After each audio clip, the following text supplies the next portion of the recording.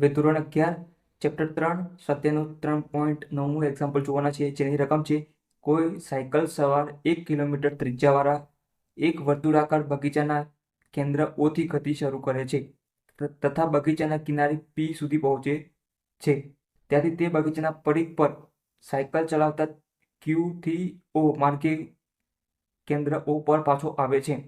જો આ ચક્કર કાપવા માટે તેને 10 મિનિટ જેટલો સમય લાગે છે તો સાયકલ સવારનું A ચોખ્ખું સ્થાનાંતર, B સરેરાશ વેગ, C સરેરાશ ઝડપ કેટલી હશે? તો 3 ક્વેશ્ચન સોલ્વ. અહીંયા વર્તુળાકાર કીધું છે. શું કીધું? વર્તુળાકાર બગીચો. તો અહીંયા સૌથી પહેલા વર્તુળાકાર બગીચો આપણે દોરીશું. તો અહીંયાથી આ વર્તુળાકાર બગીચો દોરીશું. હવે શું કીધું છે? 1 કિલોમીટર ત્રિજ્યાવાળા, તો વર્તુળનું કેન્દ્ર હોય આવી અને બિંદુ, તો વર્તુળાકાર 1 કિલોમીટર ત્રિજ્યાવાળા કેન્દ્ર O થી ગતિ શરૂ કરે છે અને તેના કિનારા P સુધી પહોંચે છે. તો કિનારો માની લો કે અહીંયા સુધી છે, કિનારો P સુધી પહોંચે છે અને વર્તુળનું કેન્દ્ર O થી ગતિ શરૂ કરે છે અને B સુધી પહોંચે છે. ત્રિજ્યા કેટલી કીધી છે? 1 કિલોમીટર. તો 1 કિલોમીટર થઈ ગયું. હવે શું કરે છે? તે બગીચાના પરિઘ પર સાયકલ ચલાવતા Q થી O સુધી જાય છે. શું કરે છે? Q થી પરિઘ પર ચલાવવાનો છે. પરિઘથી અહીંયા ગતિ ચલાવે છે અને અહીંયા શું કરે? Q થી પાછો O બિંદુ સુધી પહોંચે છે. અહીંયાથી O બિંદુ સુધી આવે છે. આ રીતના ગતિ કરે છે. જો આ ચક્કર કાપવા માટે T બરાબર કેટલો સમય લાગે છે? T is equal to 10 minute. કેટલો સમય લાગે છે? 10 મિનિટ જેટલો સમય લાગે છે. તો 3 ક્વેશ્ચન શોધવાના છે. શું શોધવાનું છે? એક ચોખ્ખું સ્થાનાંતર. માર્ગ કયો છે? માર્ગ અહીંયા લખી દઈએ છે. માર્ગ 3 ક્વેશ્ચન શોધવાના છે, એ વારાફરતી આપણે શોધી લઈએ. તો માર્ગ O થી ગતિ શરૂ કરે છે, P બિંદુ સુધી જાય છે, P થી પાછો Q સુધી જાય છે, Q થી O સુધી જાય છે અને T બરાબર કેટલો સમય લાગે છે? 10 મિનિટ. 10 મિનિટ સમય છે એટલો લાગે છે. હવે શું શોધવાનું છે? પહેલું સ્થાનાંતર. શું શોધવાનું છે? સ્થાનાંતર. સ્થાનાંતર એટલે આ પ્રારંભિક કહેવાય. પ્રારંભિક અને ગોળ ચક્કર ફરીને પાછું એ ને શું થાય છે? અંતિમ સ્થાન થાય. તો અંતિમ અને પ્રારંભિક બંને સ્થાન સમાન છે. અંતિમ સ્થાન માઇનસ પ્રારંભિક સ્થાન, બંને સ્થાન કેવા છે? સમાન છે. O થી શરૂ કરે છે ગતિ, O થી શરૂ અને O પર પાછા, એટલે બંને સ્થાન સમાન. બંને સ્થાન સમાન હોય ત્યારે સ્થાનાંતર કેટલું થાય? સીધું 0 કિલોમીટર. તો સ્થાનાંતર શું થાય? 0 કિલોમીટર. હવે સરેરાશ વેગ. બીજા નંબરમાં શું શોધવાનું છે? સરેરાશ વેગ. સરેરાશ વેગ. તો સરેરાશ વેગનું સૂત્ર આપણને ખબર હોવું જોઈએ. સ્થાનાંતર ભાગ્યા સમય.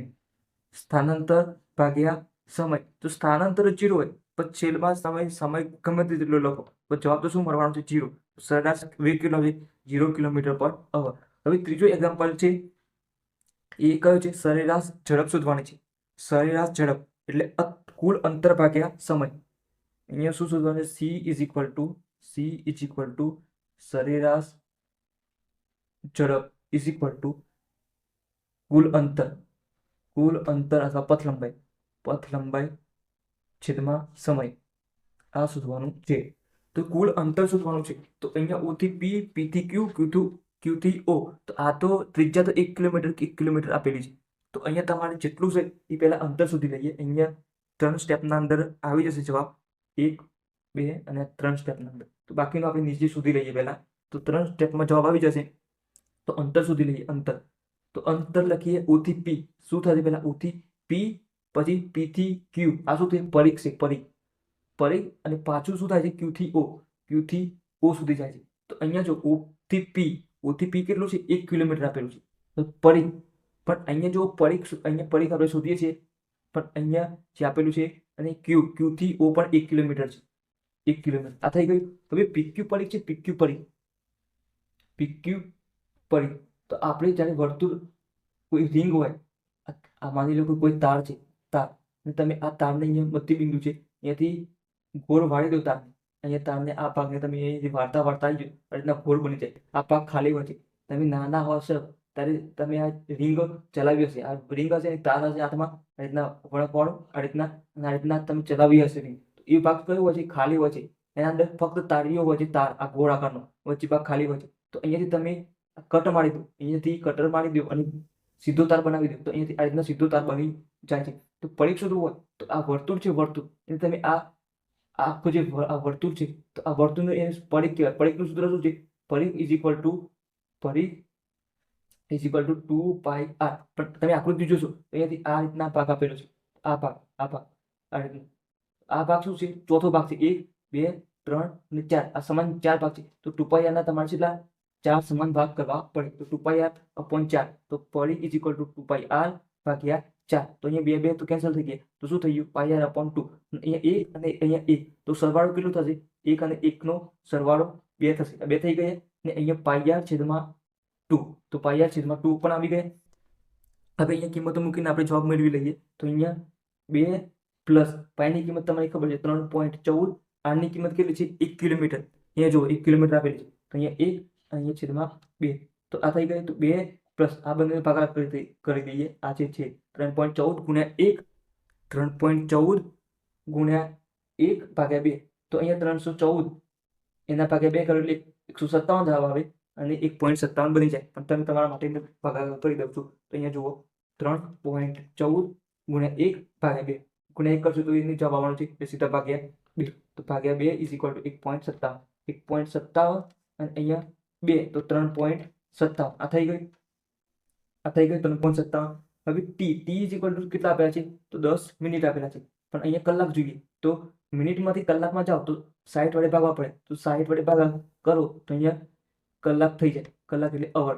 કલાકમાં થઈ જાય 0 0 કેન્સલ તો 1 ભાગ્યા 6. તો ટીની કિંમત કેટલી આવી ગઈ? 1 ભાગ્યા 6 કલાક મળી ગઈ. આ કિંમત અહીંયા મૂકવાની છે. તો શું થશે? તો અંતર આપણને મળી ગયું. કુલ અંતર અથવા પથ લંબાઈ આપણને મળી ગઈ છે. તો હવે એની કિંમત મૂકી દઈએ 3.57 છેદમાં કલાક કેટલા આવે? 1 ભાગ્યા 6 કલાક 1 ભાગ્યા 6 કલાક આ થઈ ગયું. હવે આ છેદમાં છે 6 તો ઉપર જાય તો કેટલા થઈ ગયા? તો 3.57 ગુણ્યા 6 અને નીચે 1 છે એના પણ લખો તો પણ ચાલશે. તો અહીંયા કેટલો જવાબ મળશે? 3.57 ગુણ્યા 6 તો અહીંયા 3.57 ગુણ્યા 6 તો કેટલો જવાબ મળશે? 21.42 અહીંયા ઝડપ છે તો કિલોમીટર પર અવર. પણ જે તમારા બુકમાં જે જવાબ આપેલો છે એ કેટલો આપેલો છે એ તમે રાઉન્ડ અપ કરો તો 2 5 કરતા નાની સંખ્યા છે તો ના પણ લખો તો પણ ચાલે. તો 21.4 કિલોમીટર પર અવર તમારી બુકમાં જવાબ આટલો આપેલો છે 21.4 કિલોમીટર પર અવર. તો એકદમ ઇઝી દાખલો હતો અને આવડે એવો પણ હતો.